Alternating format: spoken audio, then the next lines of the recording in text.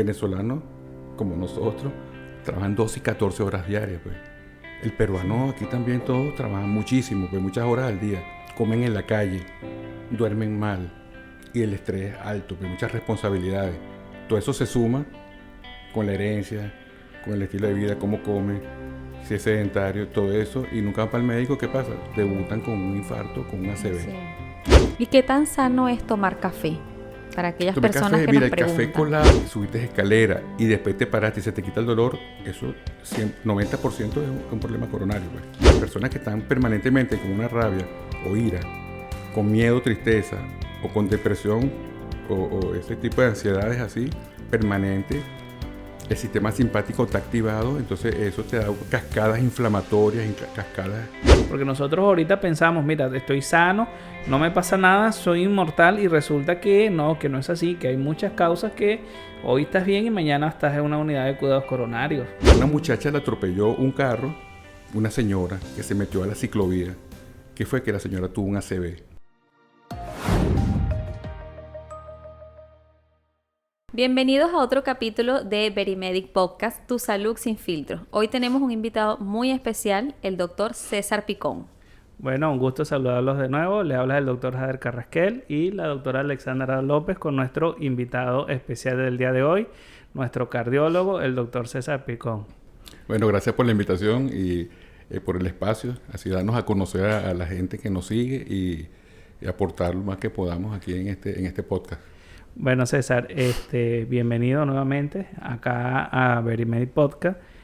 Nosotros tenemos una pregunta de rutina, y es que siempre preguntamos a nuestros especialistas o a nuestros participantes de dónde son, dónde estudiaron, dónde se graduaron, desde el bachillerato hasta la universidad, cómo hiciste para llegar acá a Perú. Cuéntanos un poco de tu vida, César. Bueno, en un resumen así, soy de Maracay, en el estado de Aragua, la ciudad de Jardín de Venezuela, ¿no? Y ahí toda mi vida, hasta los 30 años, viví. En el bachillerato lo estudié en el Limón, en el Julio Morales Lara. Limón. Y después pasé directamente a la Universidad de Carabobo, donde estudié medicina, en el núcleo de Aragua de La Morita. Tremenda universidad, ¿verdad? De las mejores. Eso te estoy hablando ya en el 96, vengo saliendo de allá.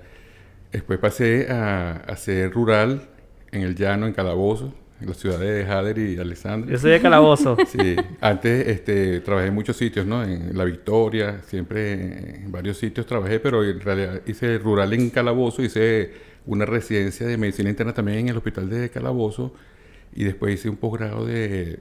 ¿Te acuerdas cómo se llama ese hospital, César? Urdaneta, ¿no? Ah, el Urdaneta. Urdaneta, sí. Ahí es un hospital que es una escuela realmente porque se aprende, pasas por todos los servicios. Yo tuve la oportunidad de pasar por todos los servicios y incluso la primera cardiólogo la doctora Riategui, que es una doctora que es peruana y vivía en Calabozo, casada con un señor que es de Calabozo, y ella era la cardióloga del hospital, muy buena la doctora. Fíjate. Y entonces yo comencé a tener contacto con los infartos, fue en esa ciudad más, que ya estaba yo de guardia y atendía los infartos y ella por teléfono me apoyaba, ¿no? Y estando en Calabozo, bueno, me llamaron del hospital cardiológico de Aragua. Había concursado, eran pocos cupos y se retiró una persona, yo no quedé, se retiró una persona y entré yo, que había quedado de cuarto, eran 3 cupos. Esa era una lista para los que no saben, cuando uno presenta un posgrado, son 3 cupos y concursan 20.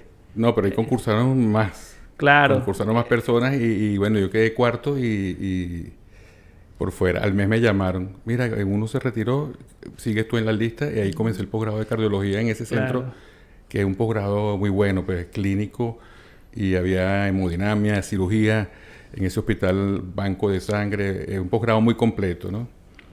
Y entonces después, bueno, trabajando en privado, allá en Maracay, en La Victoria, en Cagua, he trabajado en muchos sitios, ¿no? Y como la situación de Venezuela después del 2000 se puso muy irregular, por todo lo que sabemos, nos tocó trabajar duro en varios sitios con muchas limitaciones, como hasta el 2010, 2012, que todo empezó a ponerse muy complicado y decidí con mi esposa emigrar, pues.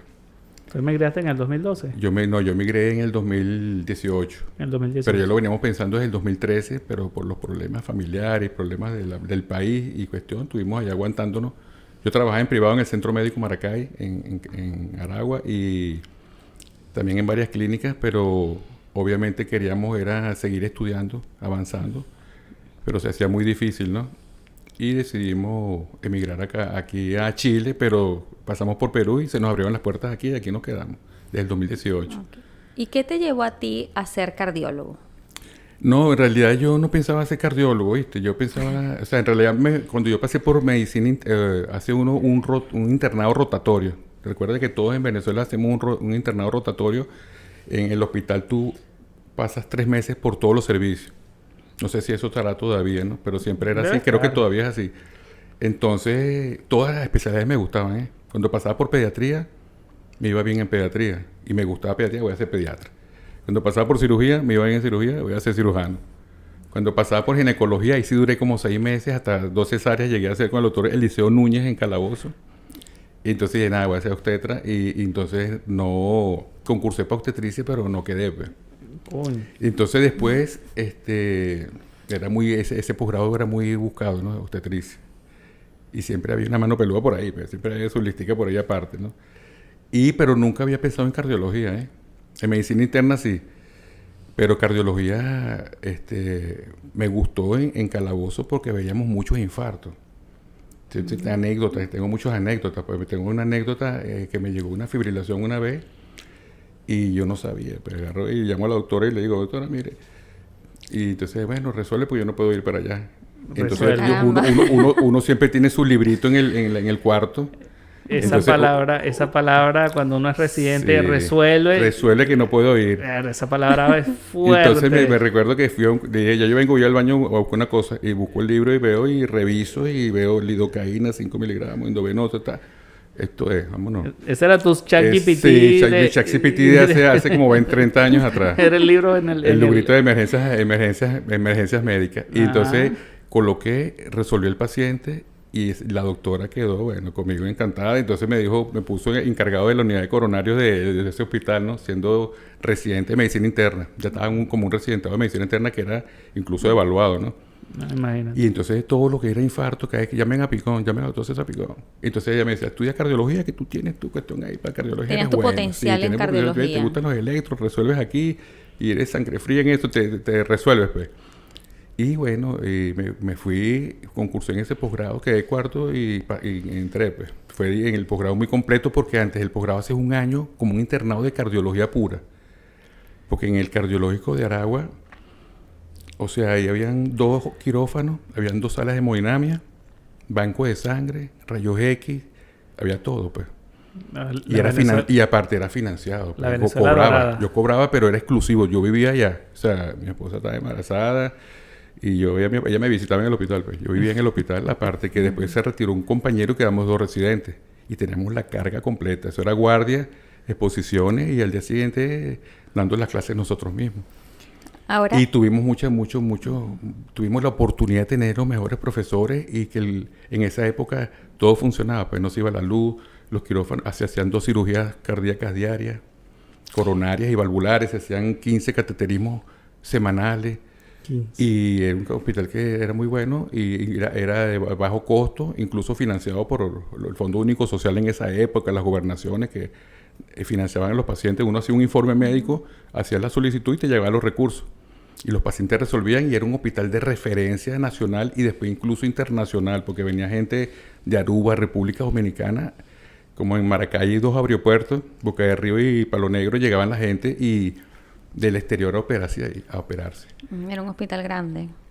Sí. Y explícale aquí a las personas que nos están viendo, los que no saben, ¿qué hace un cardiólogo?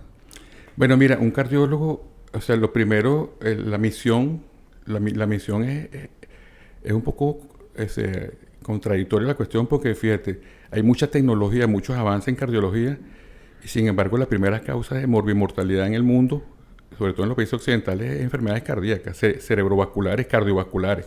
De eso es que se está muriendo la gente, ¿eh? Pero entonces la misión es evitar que la gente, bajar eso, pues. Que la gente pueda tener una mejor calidad de vida, que no se enferme el corazón y que si se enferman puedan resolver su problema y evitar que caer en las estadísticas, pues. ¿Ves? Entonces es una preparación continua, porque lo que uno estudió hace 26 años, 25 años en los posgrados, 25 años después ha cambiado mucho. Antes te decía, mira, no comas huevo porque el huevo sube el colesterol. Eso ya era antes, hace 30 años, ya eso es totalmente revertido, no es así. Antes te decían en una insuficiencia cardíaca, no puede usar beta bloqueantes, ahora son de primera línea ese tipo de fármacos. Todo va cambiando, ¿no? Entonces, a mí me gusta mucho la cardiología, ¿verdad? Porque es como el que siembra, pues, que siembras algo y tú ves la cosecha y después ves el fruto de lo que tú has hecho. Pues entonces tú ves los pacientes, si lo estás previniendo, tú ves, te satisface que tú previenes y el paciente tiene buena calidad de vida y la familia. También cuando el paciente te llega con eventos graves, casi muertos, y tú logras sacar de esa gravedad y los puedas sobrevivir, eso te da mucho satisfacción, ¿no? Pero también tiene sus momentos difíciles, ¿no? Cuando tú pierdes un paciente, o sea, tú puedes salvar 100, pero pierdes un paciente y ese es el que te queda como siempre la duda que se te graba, no sabes qué fallé, qué faltó. A veces se van porque o sea, cuando Dios decide que se va, ni que esté en el hospital mejor de Nueva York o en Harvard, donde esté, la gente se muere, pues, en las mejores manos. El Papa se muere en las mejores manos, los presidentes de Estados Unidos se han muerto en las mejores manos. Pero entonces para uno una satisfacción que tú puedas llevar a un paciente y que te lleve grave o casi muerto y que después tú lo ves saliendo del hospital caminando con la familia feliz, pues. Pero a veces llegan caminando y salen también al revés, pues. Salen al revés. Complicado, y eso es lo que eso es lo que le queda a uno, pues. Es que yo tenía una pequeña duda, porque como lo dijiste hace rato muy bien, nosotros pasamos en nuestra formación de médico por todos los servicios. Yo soy traumatólogo y a mí me tocó en mi formación antes de parto. Claro. Y obviamente he pasado por medicina interna y por cardiología. Y yo no he conocido a ningún cardiólogo que no sea gruñón, que no sea, que no inspire ese respeto, que no inspire ese miedo. Entonces, ahorita que estás hablando y te estás expresando de esa forma, entonces ya veo por qué ustedes se molestan tanto cuando un paciente les llega descompensado. Porque es que tú tienes años tratándolo. Tú tienes años tratando a ese paciente, llevándolo sano, llevándolo bien, y de la noche a la mañana, por un descuido de él o de un familiar que no siguió la dieta, que no se tomó la pastilla, llega todo descompensado y casi que al borde de la muerte. Para ti ya lo ves como un fracaso. Es lo que yo estoy entendiendo. Sí, es que, mira, yo he visto pacientes que han sobrevivido a un infarto importante, grave, severo, que han estado en shock cardíaco y han sobrevivido, y al principio asumen una conducta de cuidarse por el miedo que les vuelva a pasar, pero después se confían y se les olvida que les pasó eso, incluso habiendo tenido un evento grave, pues. Pero entonces, y la gente sabe la información, sabe que la primera causa de muerte, uno mismo como médico, ustedes mismos, los colegas de uno, o sea, yo tengo muchos colegas que se han muerto de infarto siendo cardiólogos, pues. La mayoría de los cardiólogos son hipertensos, tienen problemas cardiovasculares. Yo soy hipertenso, pues. Y entonces, claro, es una cosa que es que con el tipo de vida que llevamos ahorita, tanta información, tanta facilidad, todo virtual. Entonces, fíjate tú, hay una anécdota que por lo menos cuando inventaron el automóvil, cuando comenzaron a tener el vehículo automotor, en ese mismo año, los infartos se triplicaron, pues, porque ya la gente no caminaba, pues. La gente muy, sobre todo en las grandes ciudades, el estrés, el tipo de vida sedentaria, la sobrecarga de trabajo, información, las responsabilidades, todo eso te activa unos sistemas inflamatorios en el cuerpo que, pues, es que es más en las ciudades más problemas cardiovasculares que en las partes de la provincia, pues, que también hay, pero mucho menos. Entonces no es que sean gruñones los cardiólogos, ¿no? Porque que realmente sí hay algunos que son gruñones porque tienen fama, por lo menos, me acuerdo de las revistas médicas. Entonces siempre los otros colegas, no, que el cardiólogo cree que se la sabe más que los demás. Siempre había un pique ahí entre los... Llegó el que cree que se la sabe todas, ¿no? No, pero muchos te lo dicen, ¿no? Los cardiólogos sí nos regañan. A nosotros como pacientes. Mira, te veo con sobrepeso. Mira, te mandé tratamiento y te estás descuidando.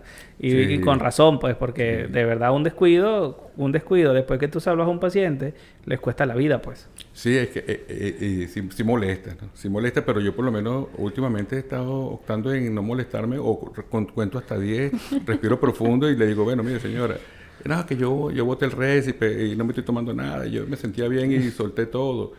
Y te viene con 20 kilos más, como es el caso del amigo que se operó hace recientemente, que salió muy bien. Tengo dos ejemplos recientes, Claro. pues, por lo menos que Jesús. hemos visto aquí en Berimedi, ¿no? Que uno fue el amigo de nosotros, Jesús, que Ajá. se operó de la válvula aorta. Y hace 4 años que no lo veía, ahorita llegó con 25 kilos más, pues. ¿Ves? Está muy bien, quedó bien de la operación todo, pero aumentó 25 kilos más, la tensión altísima, y no están tomando los medicamentos, y él cree que ya eso ya está resuelto, sabiendo que no es así. Otra muchacha que también, esa sí, una muchacha de aquí de Perú que tenía un mixoma.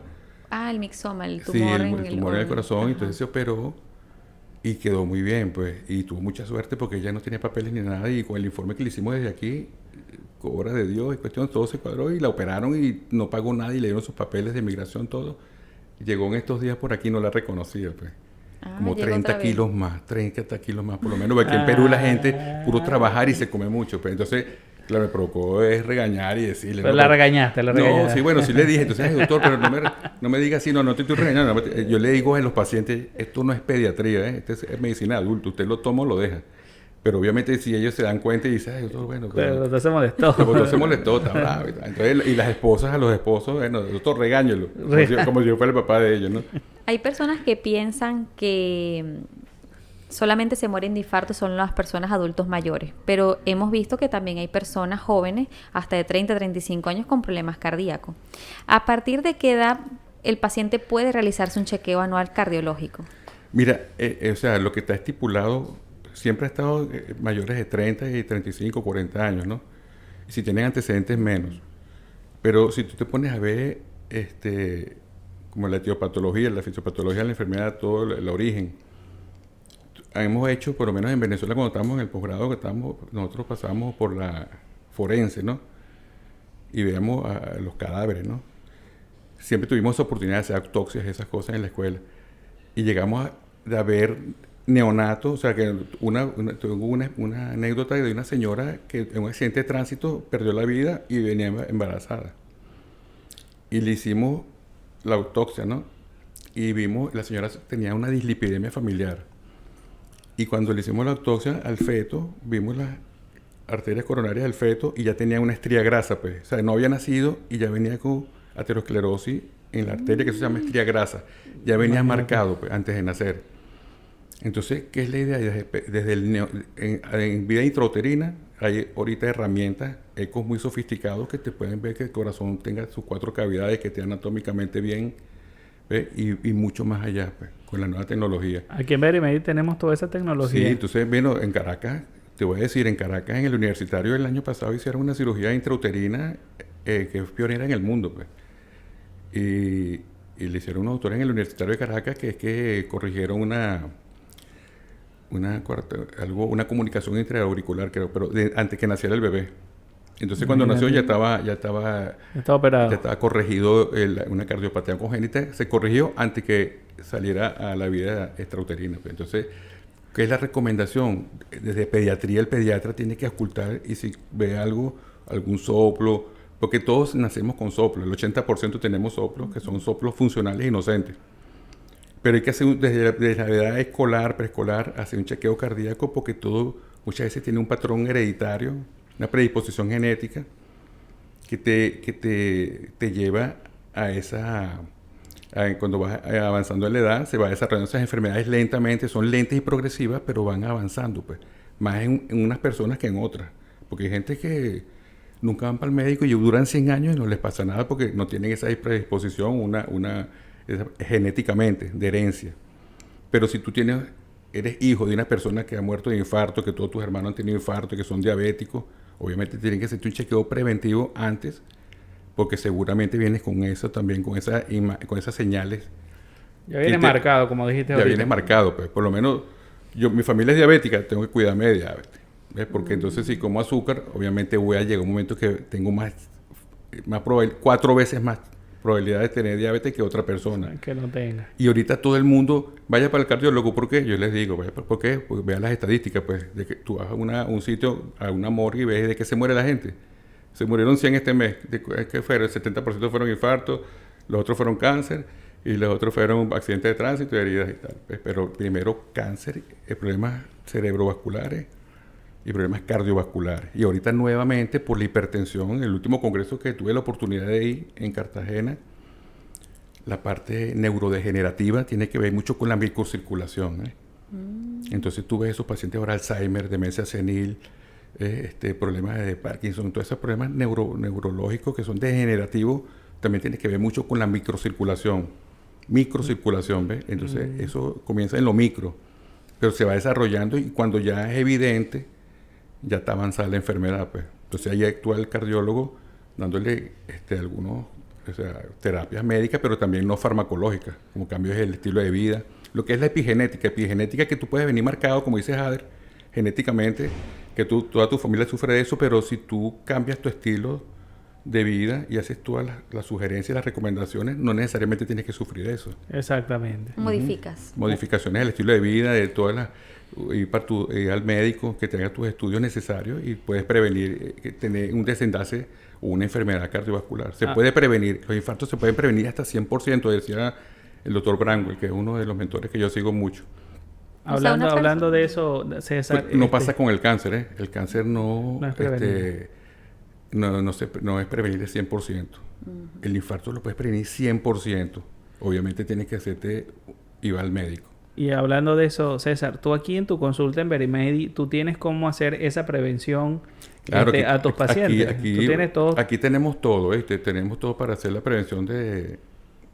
Pero es que no hace falta... Lo más importante para el paciente es que el médico lo oiga y le haga una historia médica, pues, una historia clínica.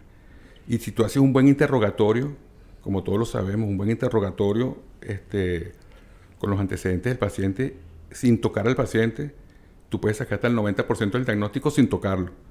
Y cuando tú lo examinas ya, entonces ahí te da otro gran porcentaje. Y los exámenes son como para confirmar y documentar todo, ¿no? Pero ya con la clínica, que por lo menos en Venezuela la practicamos mucho, examen físico, historia médica, ya, o sea, yo por lo menos pongo muchas veces en mis estados cosas que veo, pues por lo menos los pulsos en el cuello, pulsos de Currigan, colores de la piel, santelasma, son señales que el cuerpo habla por sí mismo y tú dices, al verlo, y tú dices, viene con esta predisposición, hirsutismo, obesidad ginecoide, que se relacionan con problemas cardiovasculares siempre, con hipertensión, mujeres que han tenido hipertensión embarazadas, eso es seguramente mujeres, hay una estadística que te dice, mujeres que han tenido hipertensión en el embarazo, ¿qué pasa? Después de los 40, 50 años, según las estadísticas, terminan con problemas cardiovasculares, infarto, ACV, diabetes, con todas esas cosas, y que se pueden prevenir, pues.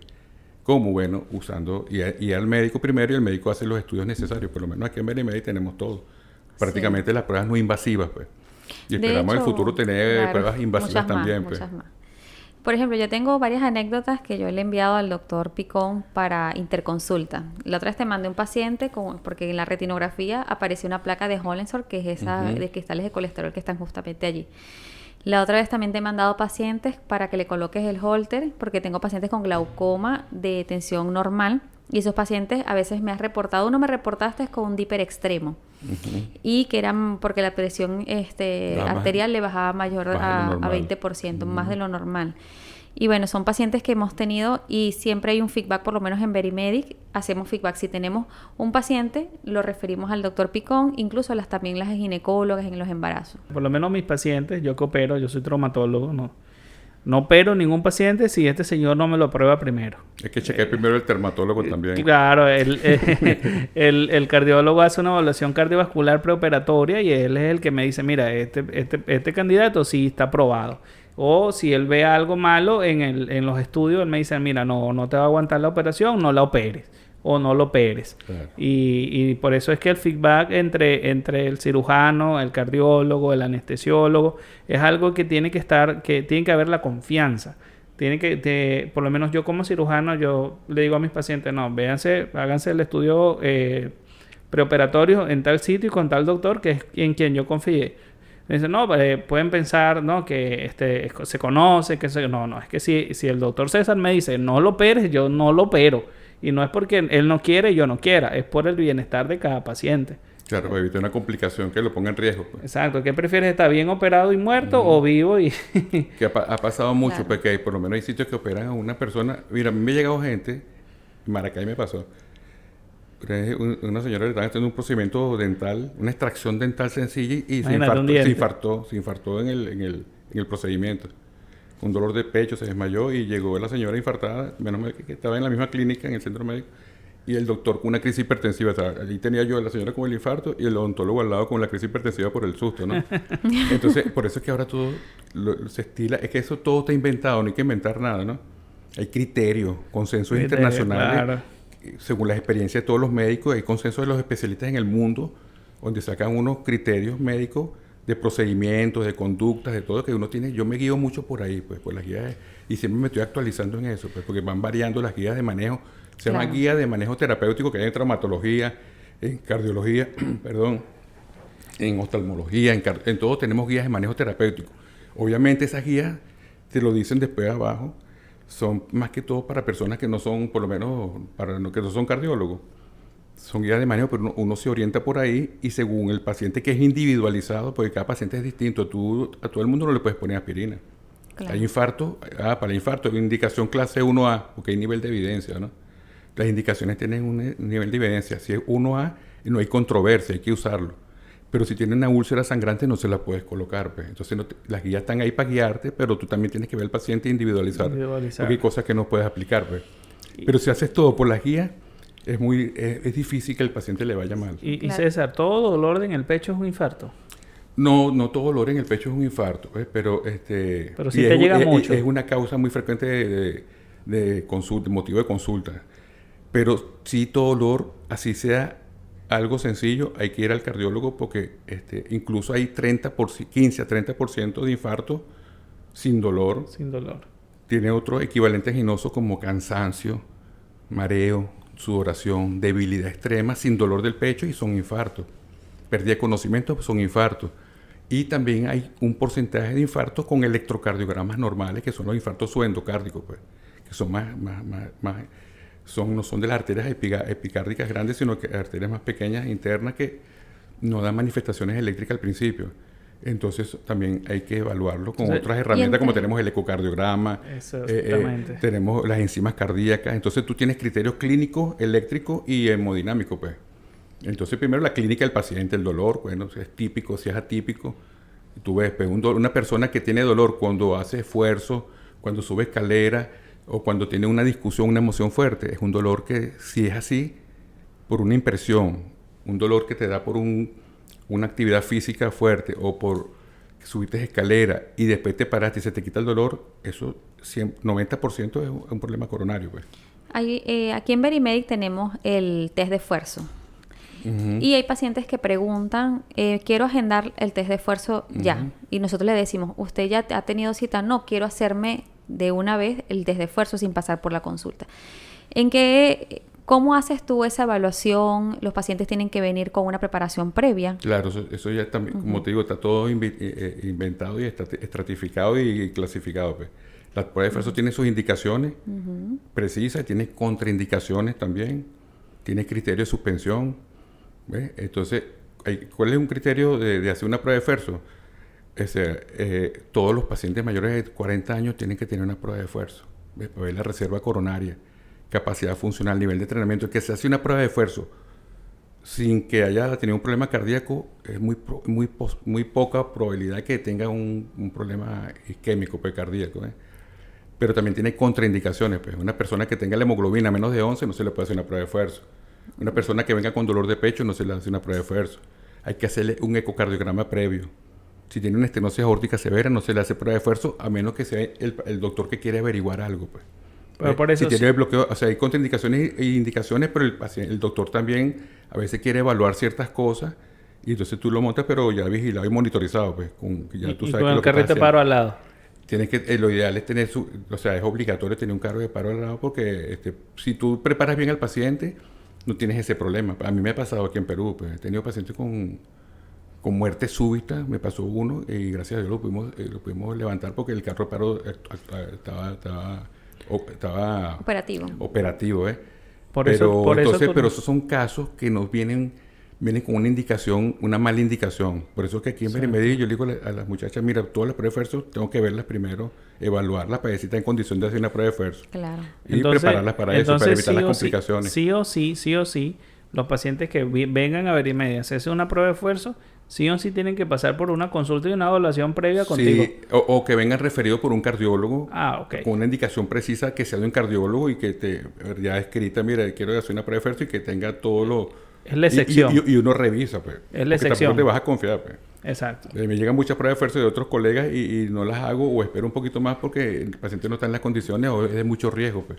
Un paciente que viene con un dolor de pecho no le voy a hacer una prueba de esfuerzo, obviamente. Yo soy paciente del doctor César porque yo sí tengo antecedentes. Mi papá se murió de un infarto y soy paciente de César.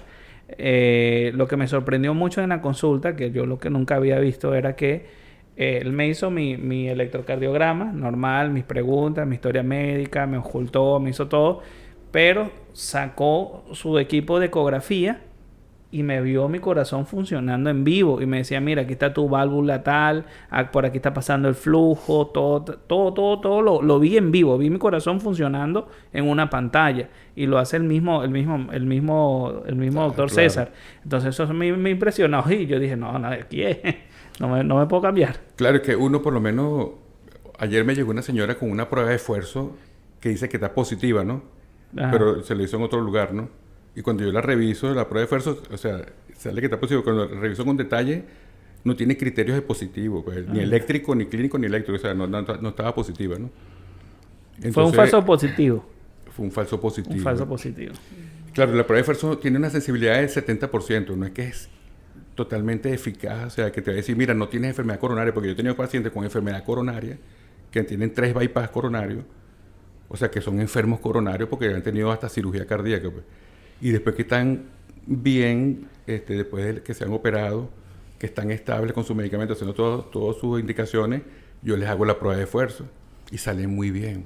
Tengo gente que ha tenido infarto, que tienen stent, tienen prótesis cardíacas, tienen válvulas como Jesús, le han puesto bypass y son maratonistas, pues.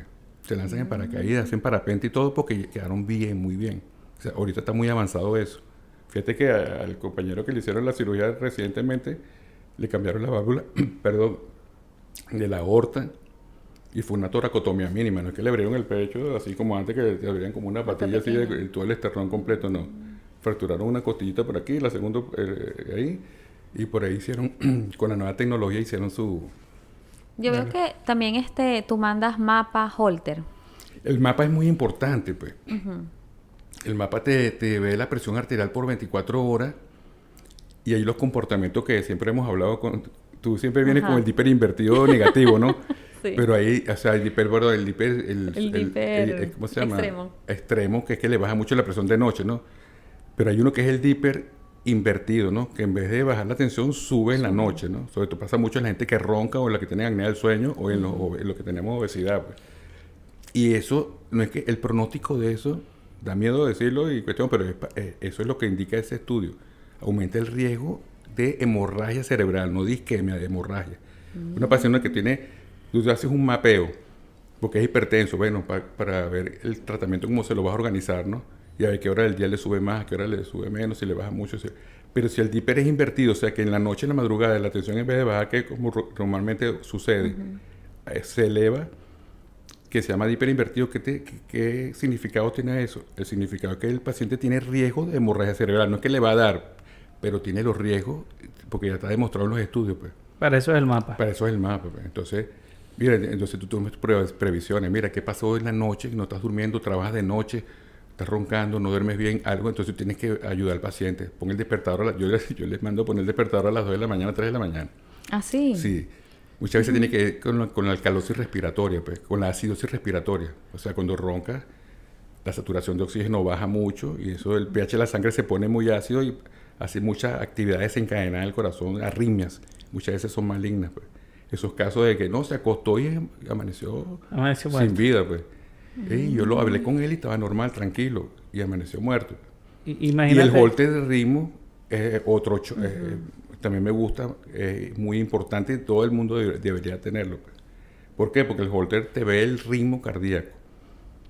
Entonces tú cuando ves los holters, es como un circuito cerrado que tú estás grabando algo, pues. Estás viendo el corazón 24 horas permanente con el holter de ritmo. Y tú ves en todos los pacientes, ves trastornos del ritmo de todo tipo. Y entonces uno dice, oye, Dios es grande porque mira, ha tenido fibrilaciones auriculares intermitentes, arritmias que son protrombóticas, que te llevan a infartos ya es tromboembólicos, como las fibrilaciones auriculares, que es la primera causa de ACV isquémico, se ve frecuentemente. Y la gente no ha tenido eventos, pues. Entonces dice, mira, Dios es grande. Y yo digo, señora, vaya a mí, yo les he hecho, vaya de aquí, se va para la misa y le doy gracias a Dios por la oportunidad. Pero que si tú ves arritmias incluso malignas, ¿no? Y a veces las pongo para que los pacientes las vean, ¿no? Para que vean que no es un capricho de mandarse los estudios, es una necesidad que todo el mundo más bien que debería querer hacérselo. Igual que hacer un ecocardiograma. ¿Quién no quiere ver cómo está el tamaño de su corazón? ¿Cuánto pesa el corazón? ¿Cómo está el estado de las válvulas? Si el corazón está muy duro, muy rígido. Corazón de piedra que llaman, pues con la edad el corazón va cambiando, así como la cara, el cuerpo le va cambiando a las personas, los órganos internos también cambian. Y el corazón es el que más trabaja, pues. ¿Y qué opinas tú si yo me pongo un mapa y ese día que yo me pongo mi mapa voy a operar? A ver cómo me pongo yo cuando estoy operando un paciente. Bueno, yo lo hice con Alexandra, ¿no? Sí. Una vez lo hicimos. Sí. Es bueno porque puedes hacerlo, ¿no? Pero para operar no te lo recomiendo porque el mapa no te lo recomiendo, igual que un motorizado, pues. Claro. Cuando infla el manguito, si estás haciendo un procedimiento de ahí, en ese momento te aprieta el brazo y no vas a No, lo tener que pasa es que a veces uno está operando, por ejemplo, estoy abriendo un fémur y veo la arteria femoral ahí, al lado del bisturí sí. por donde yo estoy Y si pasando. estás ahí y si se te activa el aparato, te puede mover el brazo. Pues. Y que uno se asusta. Las cirugías en el preoperatorio es un momento, llegan momentos que es de suma tensión donde uno se estresa tanto que a mí me gustaría ver cómo sale eso, cómo es mi comportamiento cardiovascular. Sí se puede hacer, oíste, por lo menos, incluso yo he tenido gente en moto que yo le digo, mira, como el equipo tú lo puedes programar, mira, te va a tomar la presión cada 15 minutos, tú lo puedes programar cada media hora. Yo lo tengo programado para que en la noche la tome menos tiempo. ¿Ves? Pero entonces, por lo menos, en tu caso, yo te diría, ponte el mapa, pero cuando sientas que te mida la presión, calcula que la enfermera, la circulante, te diga, mira, en 15 minutos te va a volver a medir, para que tú sepas, doctor, le falta un minuto para que para hacer la cuestión. Sí, entonces tú en ese momento tratas de no hacer nada que sea muy delicado para que la toma dura como 15 segundos nada Sí, más. porque esa cirugía, uno habla de los deportistas extremos, pero uno siente tanta adrenalina cuando estás operando y cuando las cosas no van por buen camino en una cirugía, uno le Mira, llega por la lo que te menos, conté aquí.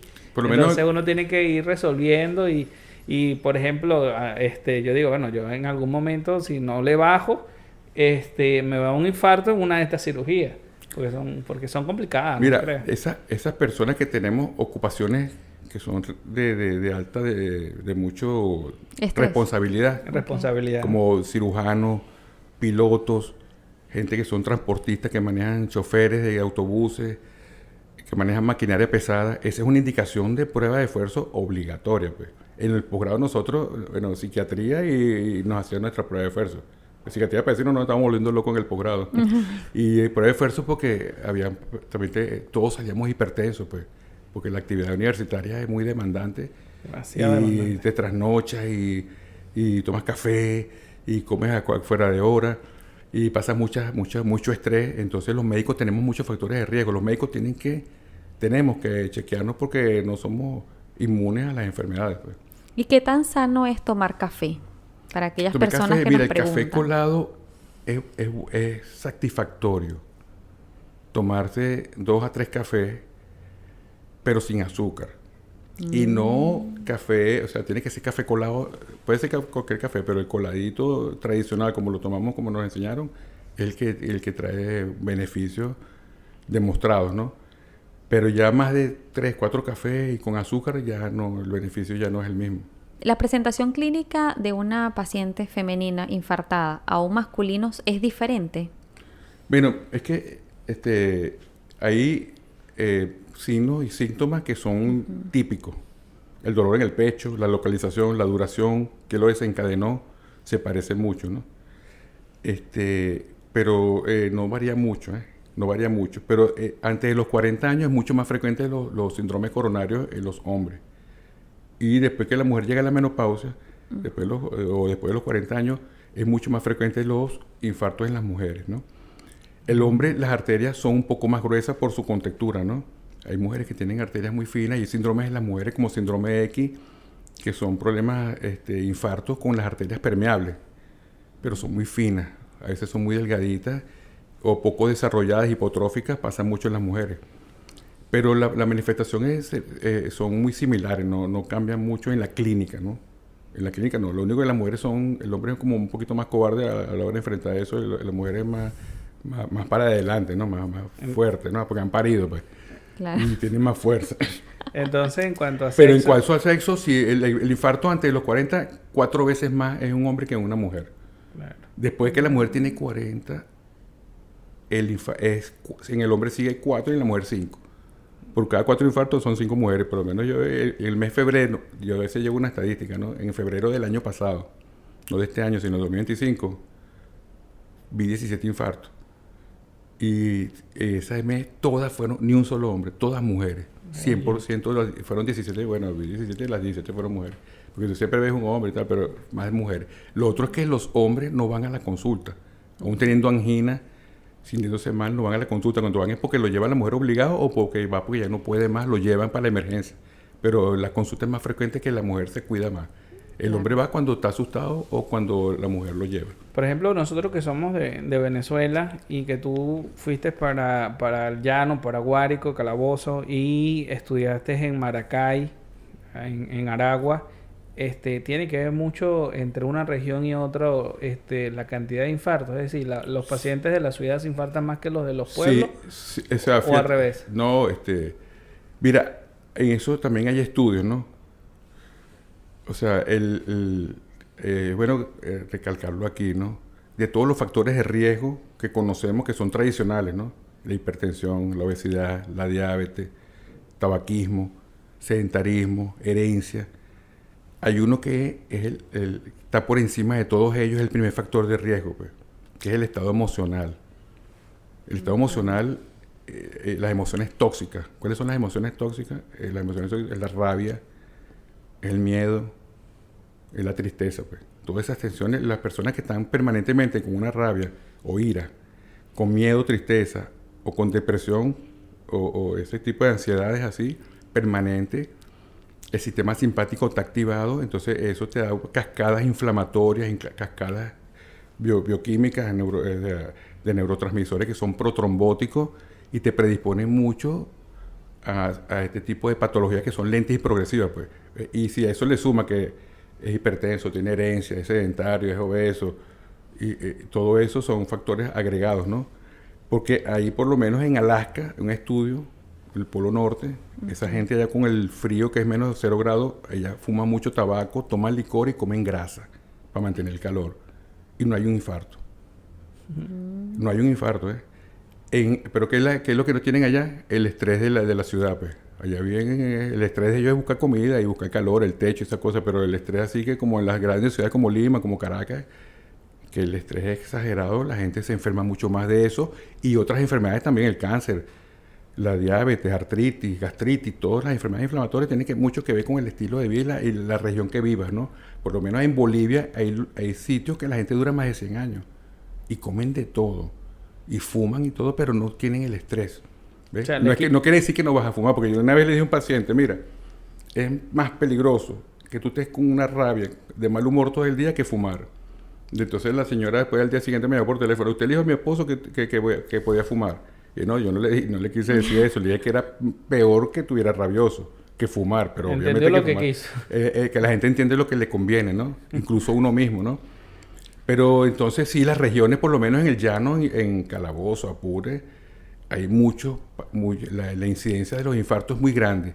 Y la gente de los Andes, por el estilo de vida, de la forma de comer, muchos carbohidratos, mucha comida calórica, también por la parte de los Táchira, que hay mucho hipotiroidismo que se asocia también a eso, la incidencia de los infartos y las enfermedades cerebrovasculares es muy alta. Y las metabólicas también, diabetes, obesidad, dislipidemia es muy frecuente en esos tipos. Y los inmunológicos también, como un síndrome antifosfolípidos, también es frecuente. Es frecuente, pasa muy por debajo de la mesa, ¿no? Pero esos pacientes, aquí por lo menos hay muchos pacientes con problemas de artritis, con lupus eritematoso sistémico, ¿ves? Mujeres con ovario poliquístico.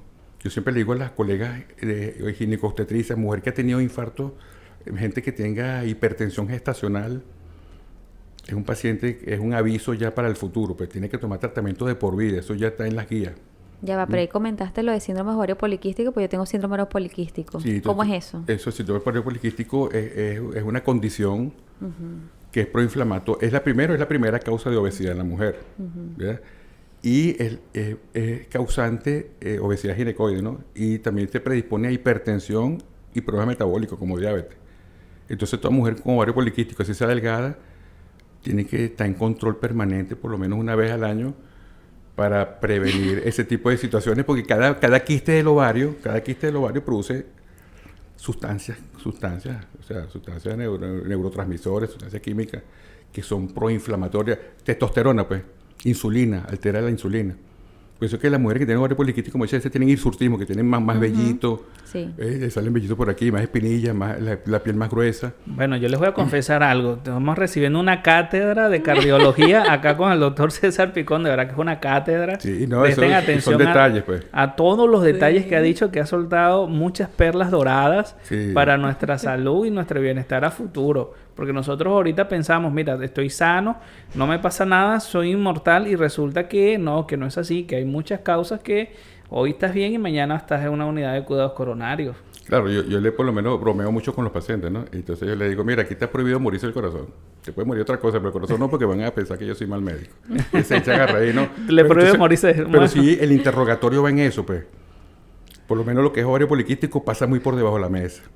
La depresión, que es un problema psicológico, psiquiátrico, pasa muy por debajo de la mesa. Un paciente que está deprimido, el sistema inmunológico está deprimido totalmente, pues.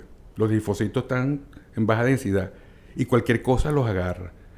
O sea, cualquier gripe, cualquier enfermedad, la hipertensión, arritmia, está deprimido, estás tú inflamado, pues.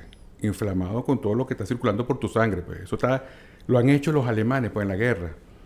Ellos agarraban a la gente como animales, pues. Les tomaban la sangre y los ponían en condiciones agradables y tomaban las muestras de sangre y veían todas las concentraciones, por lo menos de histamina, prostaglandina, endotelina, todas esas sustancias, ¿no? Y después los maltrataban y los torturaban y tomaban la muestra de sangre y veían los cambios de las concentraciones de las sustancias, adrenalina, todo eso. Y ahí comenzaron ellos, y ahí se aprendió mucho, gracias, o sea, lamentablemente fue por la guerra, pero ellos aportaron mucho a la medicina, ¿no? Y entonces se da cuenta que la parte emocional es básica, pues.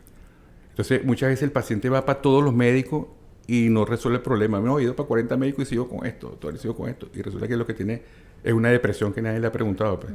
Ahí es donde yo les digo, no o eres son tú, pacientes soy que yo. roncan, tienen apnea del sueño severa. Yo siempre le digo, mira, hay que ponerse el oxímetro en la noche durmiendo. La saturación de oxígeno baja, 50, 65%. Y entonces no le da mucha importancia y lo toma muy deportivamente.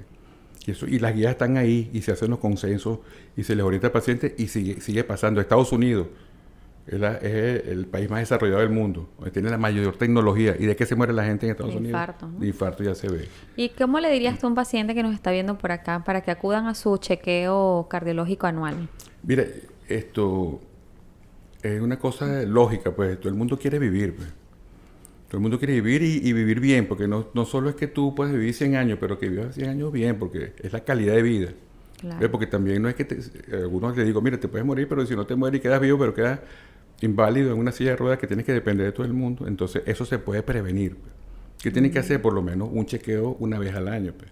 Con el cardiólogo que esté más cerca, de confianza, con cualquier persona, y a los colegas siempre que se apoyen en nosotros también, pues. Yo les digo a todos los colegas, mira, apóyense, tenemos que trabajar en conjunto, pues. Yo por lo menos el otorrino lo uso mucho. Yo a la doctora Marisol le mando muchos pacientes porque todos tienen problemas respiratorios, rinitis, muchos problemas respiratorios. Los examina el neumólogo y ven los pulmones también y tal, y sigue con la cuestión. y son problemas respiratorios altos, pues, que tiene que ver mucho con la parte de la rinofaringe, laringe, esa parte que tiene afectación y les afecta mucho la parte respiratoria, se confunde. Y eso trae problemas cardiovasculares también, pues, ¿ves? Entonces, la recomendación es que vayan a un chequeo por lo menos una vez al año si nunca han ido, independientemente de la edad que tengan, ¿eh? Y ahora, si tienen empleo de unas ocupaciones de alta responsabilidad, obviamente tienen que tener... Hoy por lo menos había un señor allá que es transportista, que maneja un camión y tiene una fibrilación auricular. Y hoy tú andas manejando por ahí así, entonces te pones en riesgo tú y pones en riesgo a la colectividad, porque si te pasa algo... A una muchacha le atropelló un carro, una señora que se metió a la ciclovía. ¿Qué fue? Que la señora tuvo un ACV. Perdió el control del carro y se metió para allá. No es que estaba borracha, ni ebria, ni nada, sino que perdió el control, se metió a la ciclovía y atropelló a una muchacha que tenía un monopatín. Ya me quedó con una fractura de cadera, pues. Y entonces, una persona tiene que siempre... los problemas cardiovasculares son traidores, no avisan. Pero si tú lo puedes descubrir con los estudios no invasivos que tenemos, por lo menos aquí en Verimed, tenemos los estudios que ninguno es invasivo, todos son no invasivos. Primero tiene el electrocardiograma, el Holter, el mapa, el doble carotidio, que es básico porque puedes ver las arterias por dentro. La prueba de esfuerzo. Una persona que se haga eso difícilmente va a tener un problema grave. Al contrario, se le orienta para que tenga buena calidad de vida. Y yo siempre le digo, si tiene familia, sé portavoz a la familia, a los amigos para evitar eso. Claro, aquí en Verimedic también tenemos varios planes cardiológicos, el plan cardiológico 1, el 2, el 3 y tenemos varias, lo que es la prueba de esfuerzo, el Holter, el mapa. O sea, es un servicio bastante completo que está a cargo del doctor César Picón. Claro. Y son paquetes que de verdad lo hemos hecho con bastante cariño. No, también asequible. Claro, lo hemos hecho con bastante cariño para que, porque sabemos la grave situación que vivimos todos acá en una ciudad tan congestionada como Lima. Y mira, hay que hacer algo, hay que hacer unos planes donde la gente quiera hacérselo, pues. Por lo menos los paquetes que tiene César, yo creo que estos son bastante asequibles. Y yo, bueno, en posición del que nos está escuchando y que sabe que ya está sumando, mira, tengo riesgo, vivo deprimido, vivo estresado, yo me voy, yo saco la cuenta y si tengo de 5 puntos, tengo 4, vengo de una vez. Claro, es lógico, pues, entonces... Y es una inversión, pues, porque tampoco es que gastas mucho, pues una consulta vale 80 soles, ¿no? O sea, no es mucho, pues. Y si no es con uno, que vayan con cualquier cardiólogo. Si están en Venezuela, vayan con su cardiólogo. Y que le haga su chequeo preventivo, se llama medicina preventiva, prevenir, pues. Claro, también que una consulta de un cardiólogo con tanta experiencia como el doctor Picón no va a costar lo que te cuesta una taza de café. Y si te cuesta eso, piensa, ves quién me está viendo, ¿por qué esta consulta tiene este costo si en el mercado no cuesta esto? O sea, una consulta de calidad cuesta. Bueno, y aquí en Verimed le estamos dando hasta el beneficio que hasta los domingos trabajamos, ¿eh? Entonces, porque hay gente que no le dan permiso para trabajar y le damos los domingos en la mañana y se viene, y los domingos viene mucha gente, ¿eh? Una vez lo intentamos hasta de noche, ¿te acuerdas? De noche, que mucha gente le gusta, pues, entonces, porque la gente a veces no le dan, fíjate, el estrés. Aquí la mayoría, por lo menos, de los paisanos nosotros, venezolanos, como nosotros, trabajan 12 y 14 horas diarias, pues. El peruano, aquí también todos trabajan muchísimo, pues muchas horas al día. Comen en la calle, duermen mal y el estrés es alto, pues muchas responsabilidades. Todo eso se suma con la herencia, con el estilo de vida, cómo come, si es sedentario, todo eso. Y nunca van para el médico, ¿qué pasa? Debutan con un infarto, con un ACV. Sí. Se puede prevenir, pues. Bueno, para mí ha sido una grata visita del doctor Picón en nuestro podcast. Este tema da para mucho más. Entonces te he invitado para una segunda entrevista, para una segunda conversatorio y bueno, hemos llegado a lo que es el final del podcast con el doctor Picón, cardiólogo de Verimedic. Y bueno, nos van a dejar su cajita de preguntas, comenten aquí abajo para qué especialista quieren que invitemos en el próximo episodio, y si es con el mismo doctor Picón, hacer unas preguntas específicamente de lo que ustedes quieren que hablemos. Exacto. Entonces, saludos. Bueno, gracias por la invitación.